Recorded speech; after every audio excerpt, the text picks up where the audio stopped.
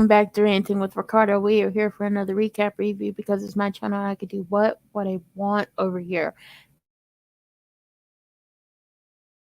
And like I told y'all, we try to finish up P Valley over here before the new season premieres on Friday. So this is episode 7 of season 1. Episode 8 will come tomorrow, as well as because I'm probably not gonna do nothing else tonight because I already ate my little Memorial Day meal. I'm tired. I'm gonna go watch some other people on YouTube. So Love Match Atlanta, episode 8 of P Valley, and then Basketball Wives. I should be able to get all of that out to y'all tomorrow. Most definitely getting P Valley out to y'all tomorrow. But Love Match Atlanta and Basketball Wives will either come Tuesday or Wednesday. And then I'm thinking about, and for the people who aren't in here, or y'all just gonna catch the playback. But for the people who is gonna watch this back, if y'all let me know. I'm thinking of doing like a call-in little thing for like P Valley for this for like basically to wrap up the first season and to talk about all the things from the first season, talk about what we want to see in the second season, talk about the best moments, talk about like whatever like clips and stuff they've given us and what we found out so far about this second season coming on Friday. So y'all let me know. But for definite, P Valley episode 8 will be coming tomorrow, and then I might do everything else on Tuesday or Wednesday. Now, if you're new to the channel and you like the content over here, please like, comment, subscribe, turn your post notifications on, and share me with your people. If you're not new to the channel and you don't like the content on here, please still like, comment, subscribe, turn your post notifications on, and share me with your people. Because you may not like me, but guess what? Somebody out there does. And if you would like to get in touch with me for any type of business, you want to follow me on social media, or you want to bless me with something, everything's in the description box below. Or if you see this ticker going across the bottom of the screen, there's the information as well. So let's get into episode 7. Now we see this dream sequence open up the episode, and it's Autumn, or it's like a flashback, whatever it is Autumn, aka Haley. She and her lingerie dancing for Montavious.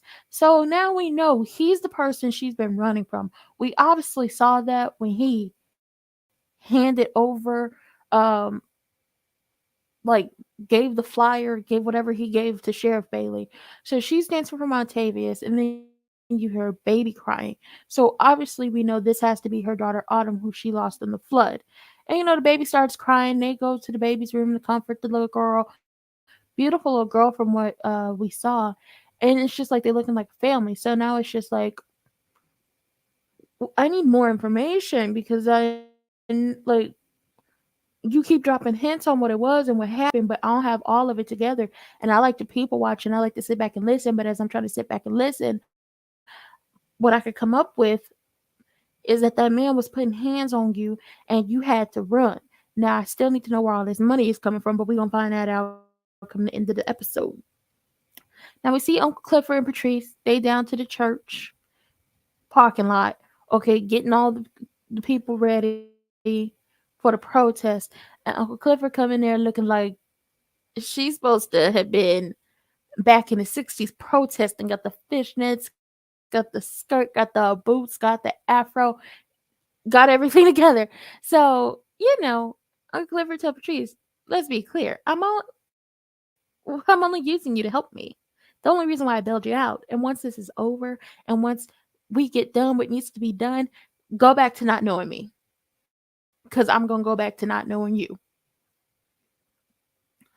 Now, here comes the BS of this whole thing.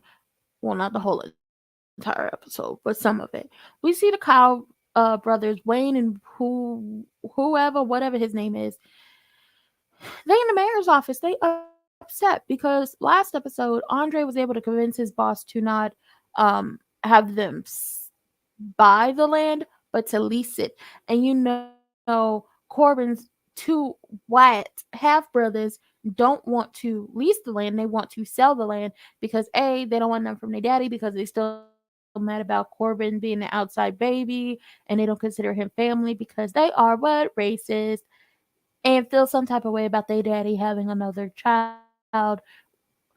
And on top of that, they've already blown through all of their inheritance. So they don't have no more money like left. Like cash to blow, money to spend. They don't have that left because what we got was they already spent theirs. So they need the little 6 mil from the land. And I was just like, 6 million for all your land to build a casino? That is hella cheap coming from, the company. And they mad about the leasing agreement. They mad. And the cows basically tell Ruffin after they sign the agreements, your godson didn't keep his promise and didn't do what he was do what he told them that he was going to do. So come next election, new mayor bitch, Mayor Ruffin, you out, okay? Because you couldn't make him keep his promise. So that means you ain't keep your promise, which means we as the white men, the palm colored folks, the Mayo Brigade, got to get you up out of here, especially because we never saw it for you anyway. Now, after they leave, Andre and Ruffin get into words, and Ruffin says he's just trying to do good by his city, and the casino is gonna help bring in help with unemployment and help with the education system because they have high unemployment rates in an education system like most public education systems in communities that are mostly black and brown people and other minorities is ass.com. It's trash. And let's be clear on something. Even if the casino happens and all these things that are supposed to happen after the casino, like the park, the casino, the plantation suburbs, they subdivision they're trying to build, the outlet malls, who do you think is going to be living in that area? Who do you think is going to be shopping in that area? Not the black people. They're going to push the black people out of Chucalissa, and they're going to push the black people out of P Valley, because all of this that's trying to get built is not for the people who live there. It's for the people they are trying to bring in there to bring money to Chucalissa, to build Chucalissa up. They are trying to gentrify the hell out of it. So that means getting rid of all the undesirable people in their minds, which is the black, brown people, and other minorities that live down there. Quit playing with us. We see it all the time, whether it's on a TV show, a documentary, a movie, or real life. This happens. Y'all quote unquote say y'all gonna bring the big stores in, push out mom and pop shops. Y'all bringing all these quote unquote good things into the community, but those quote unquote good things is really to gentrify the neighborhood and push the black and brown people out of there because y'all don't give a damn. So whatever good you're trying to do, you're not. You're harming your community more than you're helping it. Just wanted that to be known. Ruffin says that Andre owes him for paying for his Morehouse education when his mama and daddy couldn't. And I'm like, for the people who think like this, like I paid for your education, I helped you, so you owe me. You his godfather. That is the least you can do. That is the least requirement in the like when you become somebody's godparent. Help. I'm not saying paying for their college education is the least you could do. Helping them out here and there is the least you can do because as a godparent, you, I want to say technically speaking, have to pick up the slack that the parents, you know, you have to pick up some of the slack for the parents. And if it's something the parent is lacking on, most of the time you see the grandma, the grandpa, the aunties, the cousins, the community leaders, the godparents helping said child get to where they need to be. Because, like most people, you want that child growing up to be better and do better than you ever could. But, go off, I guess. Eloise come running up in there. I love my girl Eloise because she knew what was gonna happen when she told Uncle Clifford that information. But she come running in and tell Mayor Ruffin, the ribbon cutting session for the little park that you named after yourself because you were being greedy and trying to push all the good black people out the community instead of truly helping them, all of them. Yeah, the little ribbon cutting session you was gonna have, it's canceled. Why is it canceled? Because Uncle Clifford and Patrice is down there with the rest of the crew down to the park protesting and letting the people know about the shady business happening and the fact that y'all are trying to bring a casino to Chucalissa and all the good church folk and all the good people of Chucalissa ain't gonna let that happen. And now if you are a good Christian church going person, you come sign this petition right here and right now while we up here on this stage with all these people in the park. And if you not a good Christian church going person, if you ain't have not, you come on down to the bank for murder night, okay? And you sign this petition before you walk through the door. And that's that on that, okay? I can't speak. Now, while this is all happening, Mercedes is in the check cashing place, and she happens to look up at the TV and sees Uncle Clifford and Patrice on the TV together, and this makes her mad. And the girl behind her been talking about her IUD and how Chucalissa don't need casino and how she gonna be down to the church to sign the petition. Really, you need to be down at the bank signing the petition, but who am I to judge somebody? And she just telling all her business loudly on the phone with her friend on the speaker, and she just keep going, she keep going, she keep going. So at some point, Mercedes turns around to her and tells her, "I hope your goddamn IUD blows up." And I was like, "Ooh, that sounds painful. Not the IUD. Honey." Then we get to Autumn. She's selling her car so she could leave. Obviously, we know this was her whole plan the entire time. She was gonna get all the money she could, and she was gonna take off like a thief in the night, packed her raggedy ass duffel bag, and left so she wouldn't get caught up in whatever Montavious got playing for her. Now, Uncle Clifford happens to pull up at home and finds Corbin on the porch, all beat up, black eyes swollen shut, bruised knuckles just bleeding. It was a mess. Worse than what Keyshawn and Mercedes did to him in the little paradise room. Now, Uncle Clifford, as she's trying to clean up Corbin is upset about the protest and petition because he is the person who was trying to get the land leased. And he was also never going to tell Uncle Clifford about this whole casino thing. And he was basically going to let the people take Uncle Clifford's land. And he was not going to care about it because at the end of the day, no matter how good of a friend Uncle Clifford thought Corbin was to her, Corbin is just like his damn brothers.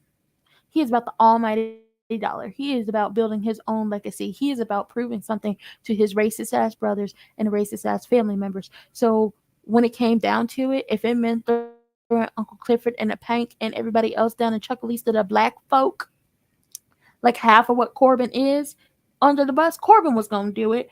And with this revelation, and Uncle Clifford realizing that Corbin wasn't gonna help her at all and was gonna let her suffer and lose her business, she was like, you know, do what you need to do, but don't come around the bank no more to get beat up by none of my girls. What you can do is stick to getting beat down by your brothers. Get off my porch, you. Ooh, with friends like Corbin, who needs enemies? And the whole reason why they want Uncle Clifford's property is because the bank sits on the waterfront, which is what they need to build the casino. And that is really truly the only property that sits near the waterfront and on the levee. Because, like grandmother told y'all last episode, when certain people came to the town of Chucalissa, they started pushing all the hoes and the brothels and the juke joints and the shake joints down by the waterfront. And most of them, burnt down and flooded, except for the Pank, because Pank, once again, sits on the levee, which saves it.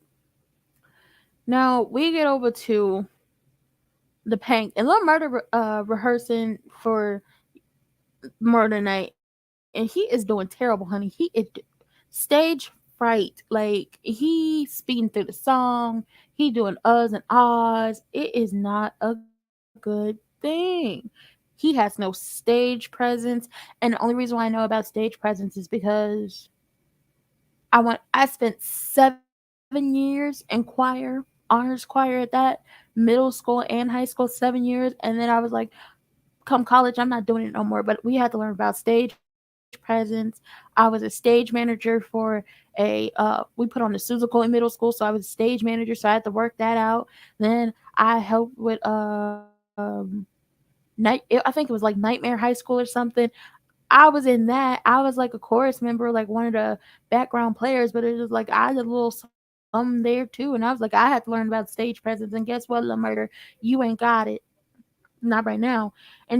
Listen, me, DJ Never Scared, Wody, Keyshawn, and Baby Regal was like, this performance is slaw. It really is. And Keyshawn just basically like tell him, cut it, we gonna cut it, we gonna stop. And tells him he better pull it together because he got stage fright and this is his debut and this is basically she wants to help him, but this is also helping her because eventually this will roll into something else to help her get the hell away from crazy ass Derek. So basically get it together so we gon' make this money and get these views and these likes up. So she takes him to the champagne room and has him stripped like butt naked and he's standing on the table. And she basically says, when I'm out there performing for the crowd, I don't feel like I belong out there because it's like, why me? Why are y'all coming to see me dance? Why are y'all coming to throw money at me? Other than the fact that y'all want to see a naked woman shake something and roll around on the stage and hop up on the pole and do some flips and tricks. And it's because she has talent and she puts on a show. And when she's up there putting on the show, she makes each and every person in that crowd feels like it's just her and them in that room and nobody else. And that's stage presence, ho. Anyway, she has him stripped naked and has him rapping. She's like, just understand that it's you and everybody in the crowd, but you got to make these people believe that it's you and each and every one of them by themselves, and you are rapping to every single person in here. So he get up there, he do it, he finally get it together, and I was like, oh, thank God, he is not about to embarrass me, Uncle Clifford, Keyshawn, Baby Regal, DJ Never Scared, the manager, nobody. Diamond, Big L, Scary Self, nobody. Sheriff Bailey pull up to the bank and tell Uncle Clifford, that tequila and titties rule, that law that Mayor Ruffin put into place because he just mad that ain't nobody about to throw nothing or shake nothing on him at the bank, and his money is no good down there. Yeah. If titties are out while tequila's being served, y'all gonna get shut down. And it's like, really, Sheriff Bailey? Okay. And then Sheriff Bailey, oh, I want to help ass, sees Autumn when she pulls up, aka Haley, pull up and walking into the bank, and he sees her and he pulls the missing persons poster out of the glove box. And I was like, this is about to be some mess because it is. So Uncle Clifford walks in the office. Mercedes is back there. Uncle Clifford mad at Big L because Big L ain't no security and let her back there. And Mercedes is mad because it's like, why you bail Patrice out of jail? Why you up on that stage with her? And Uncle Clifford just let her know what it is. Like, she needed help in saving the bank. And at this point, it looked like ain't no saving gonna come for the bank. It looked like it's gonna be a funeral come Monday. And Uncle Clifford crying about the bank being up on auction. And she start to beg Mercedes. She like, I need my bottom bitch to help me close this batch down right. I need my bottom bitch to help me get the girls and everybody together so we can close this bitch down right and go out with a bang. Cause y'all gonna go out with a bang, all right. So Mercedes goes to the locker room and she's telling the girls, y'all gotta get it together. I hope you hoes got plan B and not the pill. Mate, I need you to make me some of your best floss. And then her and Autumn go talk in the champagne room, and Mercedes gives her the rest of the money from the check, not check cash and place, the MoneyGram places. And then they talk about Andre, and it's just like, well, if the bank is closing and this is gonna be last day and last call for everybody, you might want to call him down here and give him a dance. Like, wife be damned. The heart wants what it wants. And I was like, well,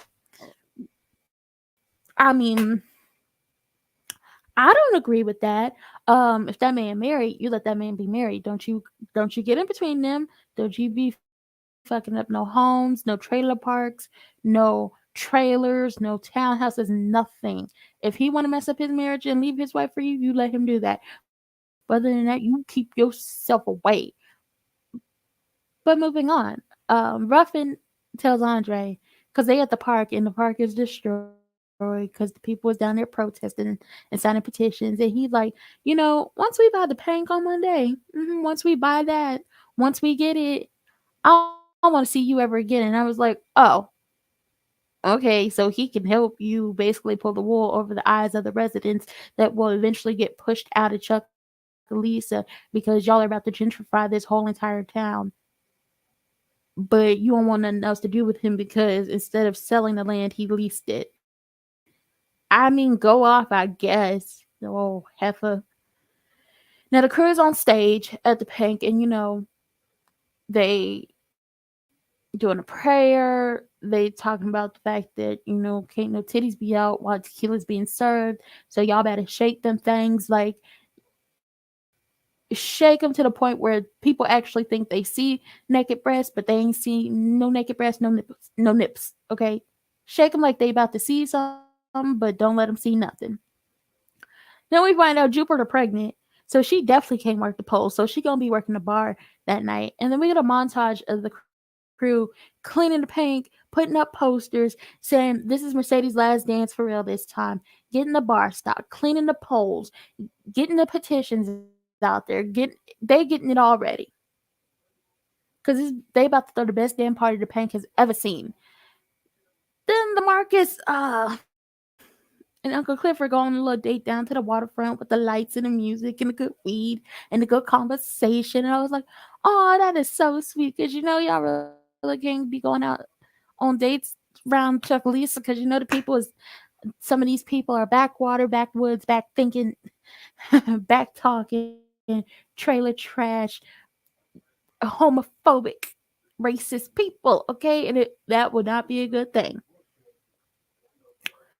So they're having a little heart to heart, and then they proceed to get it in. And I was like, well, go off, I guess, in a car, in the backseat of a car.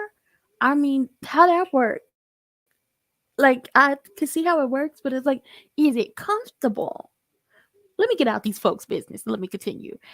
Mate and the girls are talking about what they gonna do after the paint closed. Mate don't want to go back to cleaning nobody's houses. She rather wax every piece of coochie hair up in the paint before she ever does that. And then Jupiter is like, she pregnant and all gonna have to go work down at Tammy's because she got bills to pay and she got to get finished going through nursing school. I think it was extra. She was like, well, when the casino come through, I'm gonna run a spades table, but I don't think nobody told her that there is no spades table. I hope y'all can't hear my dog barking. I really don't. But ain't no spades table at the casino. So she was like, oh, see, this for white folks. And I was like, I mean, I guess, but no actual, like, casino has a spades table. Now, Keyshawn is trying to cover up her bruises that are on her arm because we all know she's in a DV situation, and we all know it's raggedy ass Derek who's doing it. So, she's having a hard time because the CVS or wherever it is doesn't keep they don't keep her color foundation. And Mate was like, you know what? I got you. I'm gonna cover it up for you. And Gidget is really worried because she's like, she doesn't understand why. Hold on.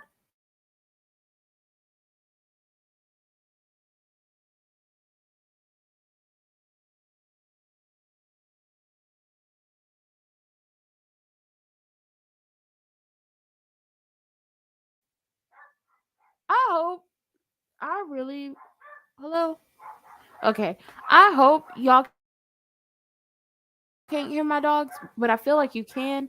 And there's nothing I could do to stop them because they are barking at whoever is coming up on our front porch. But with that being said, I'm going to continue this because ain't no stopping them. They will never let me be great. They hating assholes. I'ma move on. So Gidget is like, why won't she leave the situation? And like a person who is from the outside looking in, watching a DV situation, you can't help nobody who don't want to be helped, and you can't try to get that person to run if they're not ready to run. And on top of that, Haley says, because when she's ready to leave and run, that's when they most likely to kill you. And Gidget's like, you sound like you've been through this before. And I was like, well, Gidget, you own to something. You own to something. You hit the nail on the head. Now Keyshawn go to the back to relax her nerves because she's nervous about the performance because she didn't expect for her to have this moment, especially because Mercedes has been the headliner for as long as she can remember. I don't know when she started working at the Pank, but for as long as she's been there, Mercedes has been the headliner. So this is her time to shine. This is her time to show up and show out and give the people a show. And Diamond's back there, and they've been having a little flirtation, a little something. We feeling it. They feeling it. We hoping they get together. We hoping he whoop Derek ass one good time and possibly put him somewhere. That way they could be a couple and raise all the little children together. Who knows what's gonna happen, but I want them to happen, okay? Because that man is fine and he handsome and he seemed like he good people. He seemed like he good people. Now, Diamond gives her this necklace. I think it was like a cerulean crystal, and it's supposed to help with courage and strength. And he gives the backstory like one of his friends, when he was in the army, his girlfriend would send him these crystals, and the friend had the crystal on him when he saved Diamond from being killed, and eventually the friend did end his life. Not end his life. He lost his life saving Diamond. So Diamond took the crystal and made a necklace out of it, and he's always had it on him, and he gives it to Mississippi, aka Keyshawn, to help her. And she was like, "Well, thank you. Why don't you put the necklace on me?" So he put the necklace on her. They having a little moment. We think they about to kiss, and here comes Gidget busting through the back door, kicking stuff, cussing up a storm because Duffy asked and lied to her, talking about he got to make a run so he won't be there for the last night at the Pank. And Gidget is sexually frustrated because Duffy be coming to town and don't be coming to see Gidget. Like I said last episode, he got his girls in a room naked from the waist up and the waist down, doing drugs, counting money, and everything else. Derek and his friends show up at the Pank. Mind you, he walk up on Diamond like, "Hey, Diamond, what's up?" And Diamond was like, "Ain't you supposed to be at home watching the kid?" And he was like, "Well, I'm here to see Keyshawn." And Diamond was like, "Yeah, get to the back of the line." Because, yeah, Derek's at home supposed to be watching Regal, the baby. That's why she's not there that night. And then, so boom, we got Derek and his crew. They go to the back of the line. And then the murder crew walk up, and Diamond let them, and Wody go off to take a call. So he gonna meet up with the rest of the people on the inside. Montavious Hill is in line. Diamond started patting him down because you got to pat these people down when they coming into the club because you don't know what they got on them. And he take a knife off old dude. So dude signed a petition, give Big L his money. He walk in the club. Behind Montavious is Andre, aka Obama, because that's exactly what Diamond called him. And then I had to remember that he did play Obama in the movie with Tika Sumpter where they were Michelle and Obama on their first date or whatever. So Big L was like, Uncle Clifford gonna have a fit if she sees this one talking about Andre on the premises. And Diamond was like, "Well, I'll work the dough. As long as he paying signs this petition, I don't see no problem." So obviously he pat Andre down. He tell Andre, "Sign the petition or you can't come in." And Andre was like, "Really? Sign the petition? You better sign it." And Andre signs it, hands his money to Big L, and then we keep it rolling, okay? Now, like I said, Bodie went to take a call with a music scout to tell a music scout, yeah, he going on at so and so time. While he taking the call, guess who he see coming out the woods from doing the do? LaMarcus and Uncle Clifford. And I was like, "Oh, this is gonna be some ish." Because I told y'all last episode when they was in the studio and they kept asking him, "Why you missing your sessions? Why haven't you been like picking up the phone and everything?" Lamarcus wasn't trying to tell nobody, and then Keyshawn was like he was busy with me, and then they got to kissing and it's just like, don't want to see that, Keyshawn. Like get you're trying to be a good beard, but you better get off Uncle Clifford, man. Wody looked like I don't believe it, and no, he definitely don't believe it. Derek go to the bar and he talking about give me a top shelf bourbon. bourbon, put it on Keyshawn tab, and Gidget going off on him, and and Gidget's like, I'm gonna take Keyshawn and them kids, and they gonna come live with me. And he called Gidget trailer park trash, called her mama a crackhead, said Keyshawn not going nowhere, and it'll be a cold day in hell before Keyshawn leave him. And I was like, man, you better hope it's a cold day real soon, because I want to jump through the screen and just whoop up on you. Don't be treating people like that. Even if her mama is a crackhead, you ain't got to tell her that. You ain't got to make her feel bad about herself. Then he was just like really creepy because he pulled some money. Don't know if it was like out of his pocket, out of his top pocket, but the way he pulled it down looked like he was about to hit Gidget, which made her jump back, and then took the money and was like rubbing it across her breast and everything. And I was like, okay, creep. She white and you white, and just because your white has a little money dusted across it and her white got the trailer park, and the mama who happens to be a drug addict does not make you better than her. Gidget is better than you because you are trash. You like to hit women. You like to treat women like trash. I.e. Keyshawn. Child, I'm sick of Derek. I bet not see him next season. I bet not see him next season. Come next episode, you ooh. Autumn goes to dance for Andre because he come in, he got the champagne, he got the glasses. You know, last dance, last call. It's the last time she's gonna see him because her plan is dance one more night, get the hell out of town. And they in the champagne room and she dancing and she even took her little top off, and as she's dancing on him, his phone keep ringing. His phone won't stop ringing. Who is it? His wife. His wife Brittany. You know why his wife Brittany is calling? Because she has come down here. She left Atlanta, came down to Chuckalisa to surprise him and see him, and she's trying to figure out where the hell you at. Like he say, I'm at the bar watching the game. Then he tell her don't come down here. So it's like, where you at, huh? Who you with? He ends up leaving. He ends up leaving. He tells Haley goodbye, leaves her in the champagne room, and on his way out, he bumps into Montavious. Now, we also see Derek, like a creep, watching Keyshawn as she's giving some man a dance. She bent over, shaking it in the man's face, and there Derek is watching her. And I was like, well, this is creepy. Like, you trying to do your job, and you can't even do it because your baby daddy just watching you. Do men actually do this? Somebody put that in the comments. Do men actually be doing this to their baby mamas who are strippers? Like, y'all come to the clubs and y'all just be watching them do their dance? Cause what type of shit is this? Now Wody ends up sneaking up on Lamarcus, aka LaMurda, cause he's getting his stuff out the car, so he gonna put on his furor and get ready for the performance. And Wody basically tells him, you know, what caught you coming out the woods? You said it was a one-time thing, and Lamarcus is like, you know, it was a one-time thing. And Wody says, you're lying to me, but I don't care. And let me let you in on something. I get that you caught feelings. I get that you in love. I get your heart wants what it wants. And I don't particularly care who you love because love is love. But you better keep that shit under wraps and you better hope nobody else knows. Because let me tell you something. You and your heart won't come between us and this money. And I was like, well, damn, that's the most straightforward way to tell somebody that I don't give a damn what you do in your private life. It bet not come in between us and this money. Andre makes it back to the hotel. His wife is going off like, who you been messing with? Why you want to stay down here? No, you weren't with your goddaddy because I called him. He didn't know where you at. And she just keep going off talking about, who was you with? Who have you been sleeping with? He was like, there's nobody here to sleep with. And she was like, if there was. And he eventually just tells her to shut the fuck up, and then they get it in. And I was like, well then, that was a quick, easy way to end that. Yes, I was.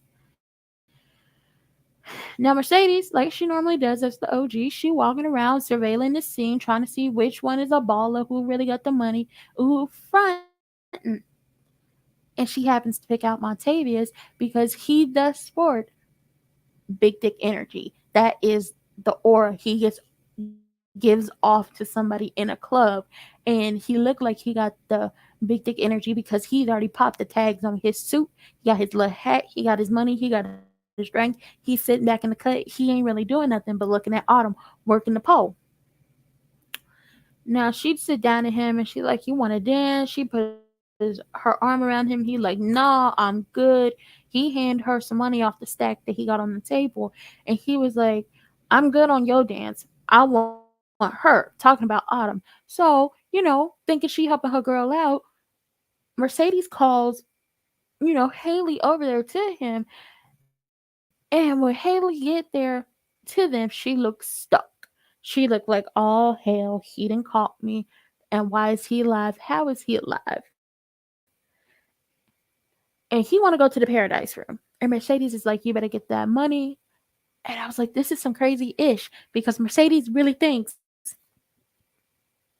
that she is helping her newfound friend out, and really you leading her to the lion's den, and she don't even know. But she has she's feeling off about the situation because Coach shows up and she wants to talk to Coach about business. So this is how she gonna finesse that 10K, that last 10K she needs for her gym. But even though Coach showed up, she's still feeling some type of way about the situation because she's feeling the energy, she's reading the aura, and she's starting to understand something ain't right here, something not right in the water. So moving on, we get to the whole situation. Autumn is walking the crazy man back to the paradise room and she looking scared. Then we get the next scene. Lil Murder, he looking nervous, heading to the stage for his debut performance. And in the paradise room, after they done walk past everybody who is like outside the paradise room and everything, in the paradise room, Montavious is sitting in a chair and Haley is facing him, and he was like, I've been up and down the river looking for you. And for her, she thought she killed him because she shot him. And he was basically telling her, well, you didn't. You're not a good shot. I'm just telling y'all now, this is some Tyler Perry-ish. This reminds me of Sisters when Jasmine came in there waving around that gun and shot Gary. And I think she shot Andy, but it missed all vital wounds. And there was blanks and everything. And I was like, this don't make no sense. But some people aren't good shots. So he looked at her